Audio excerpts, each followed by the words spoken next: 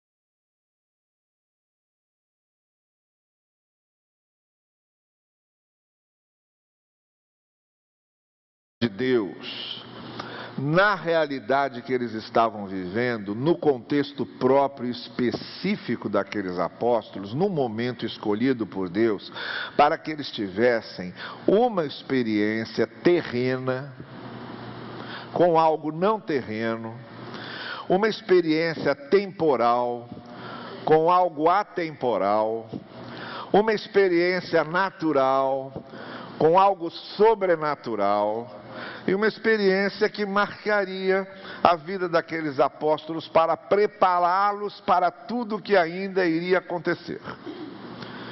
É nesse sentido que eu quero dizer o seguinte: nós sabemos que a glória de Deus é infinitamente maior do que qualquer coisa que possamos usar para descrevê-la. Nós sabemos que diante da glória de Deus revelada com toda a sua intensidade, com toda a sua força, não adianta, não há ser humano que suporte a glória de Deus e permaneça vivo, muito especialmente depois da queda. Nós somos limitados na nossa capacidade de conhecermos e entendermos a glória de Deus por causa do pecado, e todos nós somos pecadores no sentido de que todos nós estamos limitados nesse sentido. Então, A glória de Deus é uma coisa incompreensível e inatingível na sua grandeza e na sua infinitude. Só que é o seguinte: no nosso caminho como discípulos de Jesus, na nossa jornada como seguidores do Senhor, nós não estamos mais lidando só com as coisas terrenas. Nós estamos lidando com coisas não terrenas também. Não só com coisas humanas, mas com coisas sobre-humanas.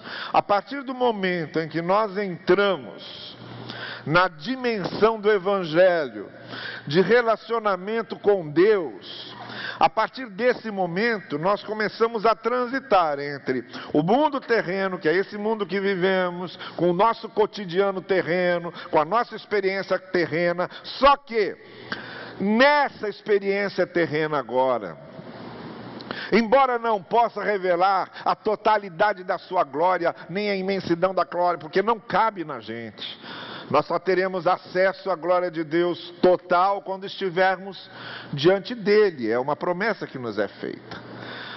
Mas no nosso percurso aqui há alguns rasgos, há alguns momentos, há algumas situações em que, por nossa causa e por causa da nossa necessidade, para sermos remotivados à jornada, para sermos fortalecidos, para termos a nossa experiência renovada, para que a nossa fé possa ser revitalizada, as nossas necessidades são imensas para que isso aconteça. Há um momento, ou há alguns momentos, em que Deus revela a sua glória, não da maneira absoluta e eterna como ela é, mas configurando-a para que caiba em certas experiências nossas, mas que quando passamos por elas, nós temos certeza absoluta: aconteceu alguma coisa aqui, houve alguma coisa aqui que veio de Deus, que eu não sei explicar, que eu não sei dimensionar, mas Deus, na sua misericórdia e na sua graça, por causa da minha necessidade naquele momento, veio e revelou sua glória para me alimentar e para que eu continue caminhando. Isso acontece. A grande característica desses momentos é que a gente fica sem dúvida alguma que foi Deus que passou por ali. Há outras experiências nossas, talvez religiosas e espirituais, que a gente pode até confundir com certas coisas. As fronteiras são pouco nítidas. Entretanto, há certas experiências com a glória de Deus que nós passamos e experimentamos, que a gente sai de lá sabendo: peraí, tem alguma coisa especial aqui. Isso aqui é uma ação de Deus. E não fica dúvida alguma. Essa é a grande característica desses momentos. Não fica dúvida alguma que foi Deus que agiu naquele momento. Essa experiência que os apóstolos passaram, Pedro, Tiago e João, é uma dessas demonstrações de como a glória de Deus se revela no nosso cotidiano, com certos objetivos que o Senhor tem para a gente. E é também uma demonstração de como nós, na nossa humanidade, na nossa falha, na nossa pequenez, às vezes precisamos sim que isso aconteça, para que continuemos caminhando e seguindo para o propósito estabelecido de Deus para a nossa vida. Agora, esse texto também não mostra só que a glória de Deus pode se manifestar numa experiência terrena, temporal, na dimensão em que estamos, mas esse texto também possui as peculiaridades em que essa experiência com a glória de Deus acontece. Há um contexto, há um determinado número de circunstâncias, de requisições divinas, para que a glória de Deus se manifeste e a gente possa ter essa experiência específica com ela. Então o que eu quero mostrar para vocês é que em que contextos isso realmente acontece vindo de Deus, com que propósito, com que objetivo e como é que a gente pode absorver aquilo e usar aquela demonstração da glória de Deus para o nosso crescimento espiritual, para o fortalecimento da nossa fé, para a nossa motivação para a caminhada. Bem, a primeira coisa que fica muito clara nesse texto, que precisa haver para que a glória de Deus se manifeste, em circunstâncias que precisamos ver a glória de Deus, é estarmos sendo levados por Jesus, como aconteceu com esses apóstolos. O texto começa dizendo isso.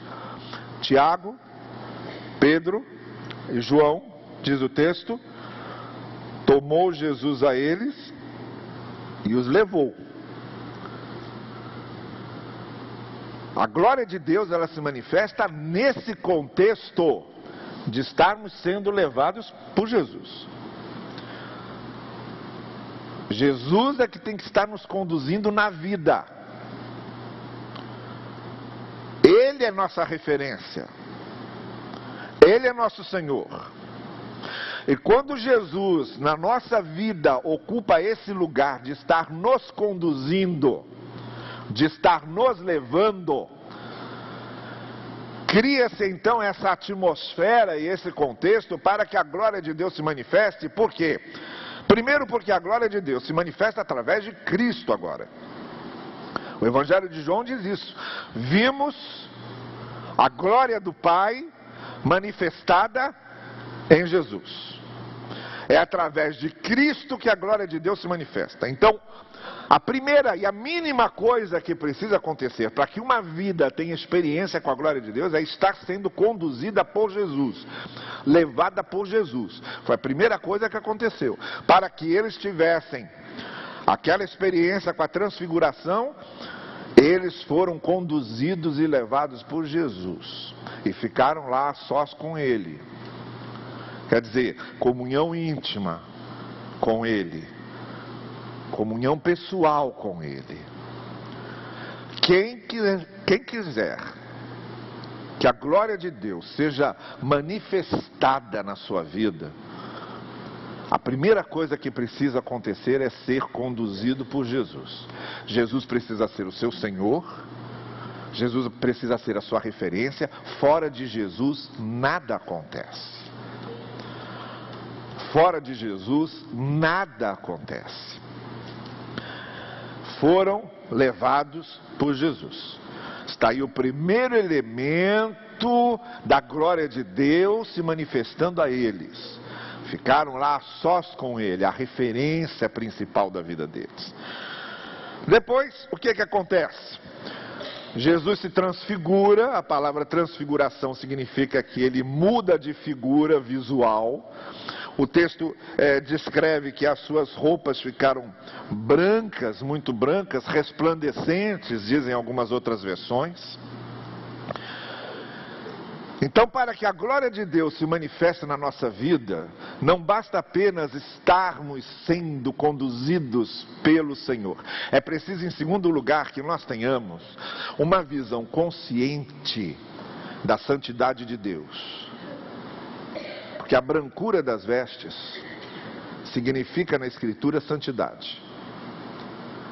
A brancura das vestes de Jesus, as vestes de Jesus resplandecentes, isso é, lá, como se tivessem sido, vem esse detalhe do texto, como se tivessem sido lavadas por uma lavanderia que ninguém no mundo conhece. Isso é símbolo da pureza e da santidade de Jesus naquele momento. Isto é, naquele momento, Jesus estava se mostrando a eles como o Deus verdadeiro, santo e puro. Ele havia falado da sua morte, e agora ele deixava bem claro: olha, não estou sendo conduzido à morte porque eu sou culpado. Eu sou puro e sou santo. Jesus não foi morto porque era culpado. Jesus foi morto porque assumiu o lugar dos culpados. Jesus não foi morto por ser pecador, ele foi morto porque assumiu o lugar dos pecadores. Agora, para que a glória de Deus se manifeste na nossa vida, nós precisamos ter essa visão da santidade de Deus. Até pelo fato de que, quanto maior for a nossa visão a respeito da santidade de Deus, mais santidade nós vamos querer para a nossa vida. Não adianta que nós não teremos experiências marcantes com a glória de Deus se valorizamos mais o pecado do que a santidade. Se damos lugar mais para a impureza do que para a pureza. Na nossa vida, nós nunca seremos completamente santos. E nem nunca seremos completamente puros. Não existe isso. Nós somos seres caídos, pecadores, salvos por Jesus, resgatados por Jesus, mas ainda pecadores. Só que muda e se inverte a ordem das coisas. Antes dessa transformação do Evangelho, a impureza tinha mais lugar do que a pureza, e o pecado tinha mais lugar do que a santidade. Quando o Evangelho entra na nossa vida, embora continuemos ainda lidando com esse corpo caído e com o mundo caído e ainda pequemos, entretanto essas prioridades inverteram. Mais presença do que o pecado tem a santidade. Eu sou pecador, diz o Evangelho, mas eu sou mais santo do que pecador. Eu sou impuro, diz o Evangelho, mas eu sou mais puro do que impuro. Isto é, no cômputo geral dos meus pensamentos, das minhas decisões, dos caminhos que eu tomo, das coisas que eu faço, há mais pureza do que impureza, e há mais santidade do que pecado. Então não há como a glória de Deus se manifestar de forma clara e perceptível em experiências pessoais para a gente, se essa inversão não aconteceu. Se eu continuo dando a minha vida lugar mais para o pecado do que para a santidade, ou para a impureza do que para a pureza, eu não vou em nenhum momento ter comunhão íntima com Deus, como eu posso ter, porque Deus, quando revela a sua glória, revela as vestes brancas de Jesus, a pureza de Jesus, a santidade de Jesus, e essa visão da santidade e da pureza de Deus a gente não pode perder. Porque é até essa visão da santidade e da pureza de Deus que nos leva a buscar uma vida mais pura e mais santa. Por isso essa visão de um Deus santo, sem pecado, e de um Deus puro, sem mácula, é importantíssima para que nós possamos viver aqui, amando a santidade e amando a pureza, ainda que não sejamos totalmente puros nem santos. Então, se eu quero ter experiências com a glória de Deus na minha vida, é preciso que esteja muito claro na minha cabeça o lugar que Jesus ocupa. Ele está ocupando o meu lugar como referência. É Ele que me conduz. É Jesus que me conduz. Eu estou com Ele. Segundo, eu preciso ter muito clara na minha cabeça a ideia da santidade e da pureza de Deus. A terceira coisa que esse texto mostra é que a devoção deve ter um lugar verdadeiro, real, de destaque na minha vida. Mas tão verdadeiro, real e de destaque na minha vida tem que estar a minha solidariedade. O meu propósito de cumprir a missão que Deus tem para mim. E isso nós vemos lá quando Pedro quer ter um momento de devoção permanente. Aquele momento foi muito bom, muito agradável, vendo a glória de Deus ali. E foi uma experiência tão boa que Pedro queria perpetuar aquela experiência. Então ele pede, vamos fazer aqui 3 tempos, vamos ficar por aqui. Um retiro espiritual perpétuo. A gente aqui só participando da glória de Deus, esquece o mundo lá fora, esquece as pessoas lá fora, vamos ficar aqui. E exatamente quando ele pede isso, e o texto de Marcos é claro quando ele diz, pediu isso porque não sabia o que dizer, porque estava apavorado, quer dizer, falou a primeira coisa que veio na cabeça. No momento em que ele pede isso, tudo desaparece. Vem uma nuvem, e aí sabe o que faz? Bota o pezinho dessa gente no chão direitinho como tem que estar. E lá adiante, se você chega no versículo 14, por exemplo, que nós não lemos, mas o verso 14 diz assim: quando chegaram onde estavam os outros discípulos, uma grande multidão e os mestres da lei. Que coisa, né? Acaba a visão gostosa, o momento gostoso de devoção com a glória de Deus, eles são jogados diretamente para o convívio com os outros discípulos, que tem que conviver com os outros, tem que conviver, são irmãos em Cristo, não tem por onde fugir, tem que conviver com eles. São jogados para a multidão que esperava ouvir a palavra, tem que falar da palavra para a multidão, e são jogados para os mestres da lei, que é aquele pessoal que os perseguia. Vocês estão entendendo o que eu estou querendo dizer? Se você quer ver a glória de Deus na sua vida, não se esconda. Não se esconda atrás da devoção.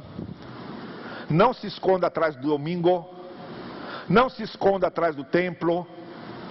Não se esconda atrás da igreja. Porque o nosso lugar mesmo é junto aos outros discípulos, junto à multidão e junto aos mestres da lei. É lá que nós testemunhamos. A glória de Deus pode se manifestar, sim, senhores, num culto como esse. E já se manifestou algumas vezes. Quantas pessoas saem de um culto certas de que foram visitadas pela glória de Deus ali. Mas ela vai visitar muito mais enquanto estivermos cumprindo a nossa missão. Porque Deus sabe que é quando a gente está cumprindo a missão, no meio dos perigos, no meio das ridicularizações, no meio das pessoas que precisam do Evangelho, Deus sabe que é ali que a gente precisa muito mais de motivação e fortalecimento. É ali que Ele vai manifestar a glória dEle, muito mais do que nos cultos. Porque a multidão está esperando. A multidão está esperando no sábado agora, na praça, no Cristo na praça. A multidão está esperando no culto do amigo. A multidão está esperando no seu trabalho. Então, eu sempre tenho dito o seguinte: a oração mais covarde que a gente faz é essa: Deus, abençoe minha família. Abençoe lá o meu trabalho. Abençoe minha igreja. É uma oração covarde, omissa, de quem não quer se envolver. Porque a oração mesmo que devemos fazer é essa: Senhor, usa-me para que a minha família seja abençoada. Usa-me para que meu lugar de trabalho seja abençoado. Você chega no seu lugar de trabalho, um ambiente carregado, ruim, se sente perseguido lá dentro, e é horrível ir trabalhar por causa daquele ambiente, está bem. Mas você é a luz do Evangelho lá dentro. Se aquilo tem que mudar, é a partir de você, não vai cair do céu. Não vai cair do céu. Se as pessoas ali têm que mudar, se o ambiente tem que mudar, é pelo seu testemunho, pelo que você faz lá dentro. Então não adianta ficar orando: Senhor, muda o meu lugar de trabalho para que eu tenha prazer de ir trabalhar. Não, a oração é a seguinte: Senhor, eu sou teu servo lá dentro, eu que tenho a luz do Evangelho lá dentro, não são eles. Eu que conheço a Ti, não são eles, então usa-me para que aquilo mude. Qualquer outra coisa é covardia e omissão. Usa a minha vida para abençoar a minha igreja, usa a minha vida para abençoar meus amigos. Eu tenho que estar sempre no processo. Eu não posso ficar diante do Cristo transfigurado, numa tendinha, escondido ali em cima do monte, enquanto a multidão, os outros discípulos e os mestres da lei estão lá esperando. A minha missão não é em cima do monte, a minha missão é embaixo. A minha missão é no vale. Então, para que a glória de Deus se manifeste na minha vida, eu preciso estar sendo conduzido por Jesus. Eu preciso ter a visão da santidade de Deus. E eu preciso saber que não basta devoção, é preciso querer cumprir a missão. Onde precisam que a luz do Evangelho brilhe, eu preciso fazer brilhar.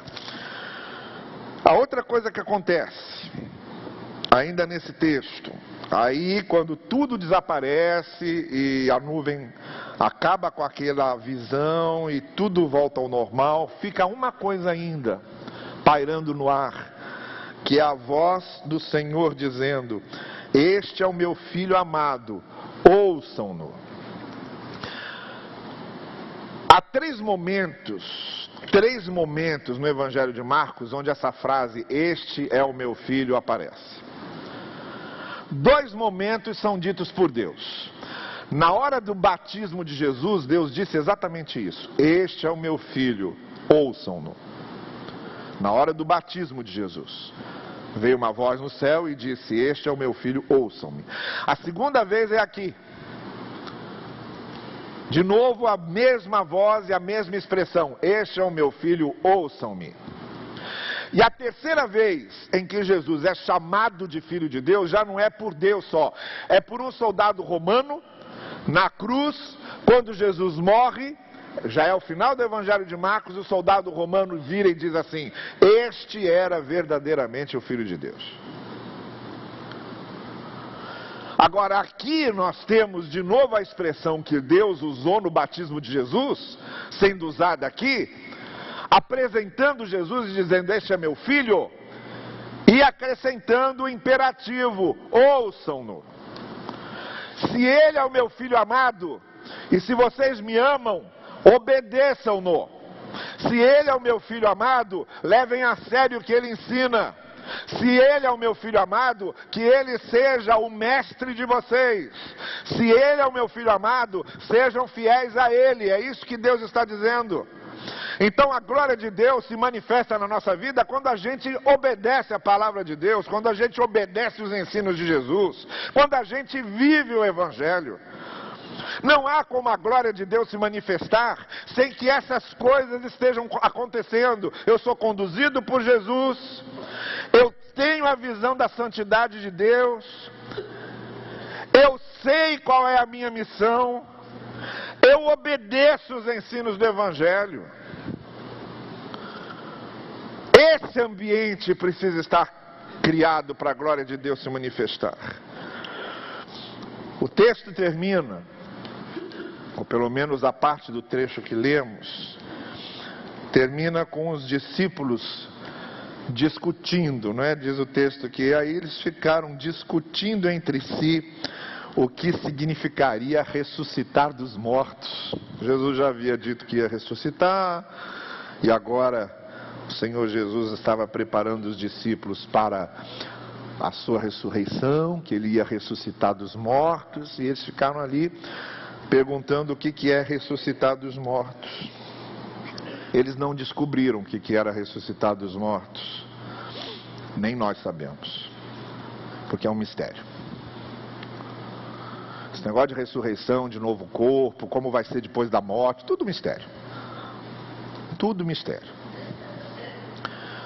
O que a gente encontra na palavra de Deus são pistas sobre o que será isso. Pistas.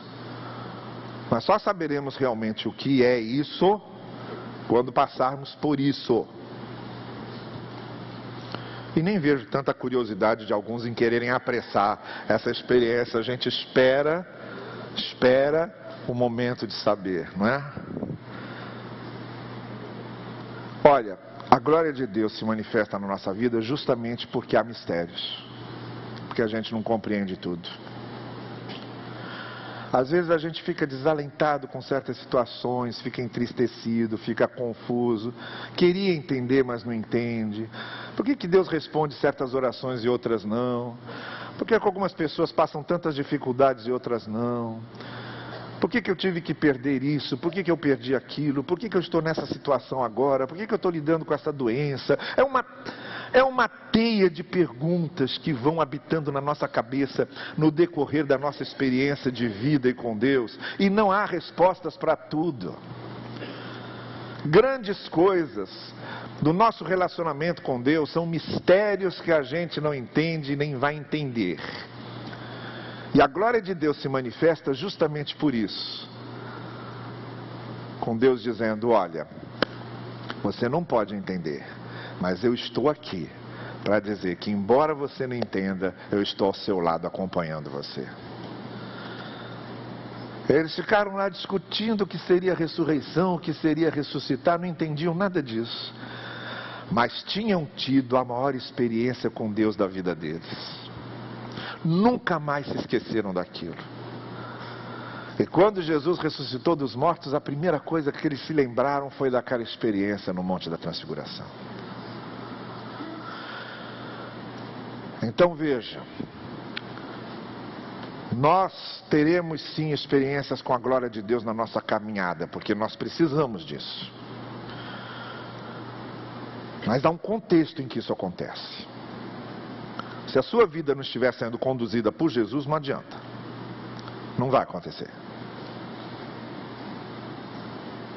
Se você não tiver uma visão clara da santidade de Deus, respeito por essa santidade, e querer viver santidade de vida, não adianta. Isso não vai acontecer. Se você não souber que além da devoção é preciso cumprir a sua missão e não estiver cumprindo sua missão como testemunha do Evangelho, não vai acontecer.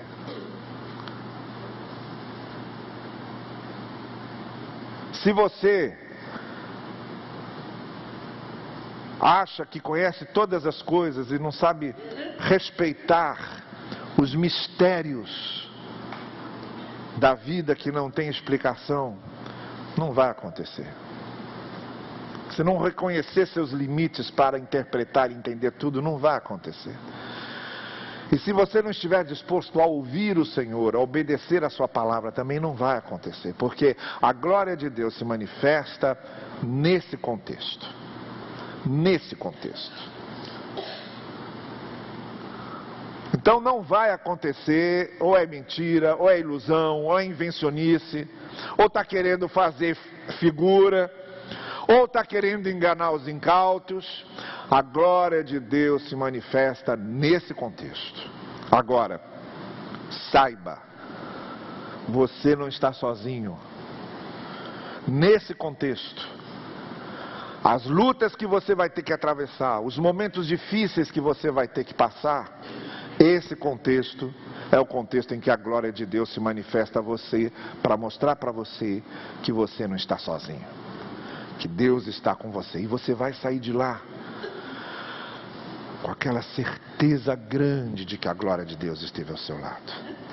Motivado, com a sua fé renovada, pronto para a luta. Pronto para a luta. Eu tive aqui nessa igreja, um pouco antes da minha cirurgia, em que eu tirei o rim direito. Em 2008 eu tive tuberculose renal. E não sabia nem que tuberculose dava em rim, eu achei que era só pulmão. Mas quando eu descobri, o rim direito já estava todo carcomido e não tinha mais vida, eu tinha que tirar o rim. Eu nunca tinha operado antes, nunca tinha dormido num hospital, a não ser para acompanhar meu pai. Nunca tinha tomado anestesia geral, não fazia a menor ideia do que era isso. Alguém tentou me confortar dizendo, a anestesia geral é uma espécie de morte interina. Eu falei, pelo amor de Deus, que conforto é esse? Não, nunca tinha entendido nada disso. Aí eu estava terminando aqui o encontro de comunhão, aí veio uma senhorinha já idosa mesmo, mas franzininha, magrinha, baixinha. Nunca tinha visto aquela senhora na minha vida. Ela chegou perto de mim, olhou para mim e disse assim, pastor, o que o senhor acha de mim? Eu olhei para ela, falei, eu acho a senhora legal, parece uma pessoa legal. Ela falou, não. Veja se está faltando alguma coisa. Aí eu fiquei mais constrangido ainda. Ela, olhe e veja se está faltando alguma coisa. Aí eu respondi para ela, não, parece que está tudo em cima aí. Está tudo certinho. Ela falou, pois é. Quando eu tinha 30 anos de idade, eu tive tuberculose renal. Tive que tirar o meu rim direito. E eu estou com 85 e nunca me fez falta esse rim. Aí disse isso, beijou a minha mão e saiu. Foi embora. Nunca mais eu vi. A glória de Deus se manifestando para fortalecer você. E domingo passado eu tive a última experiência com a glória de Deus também.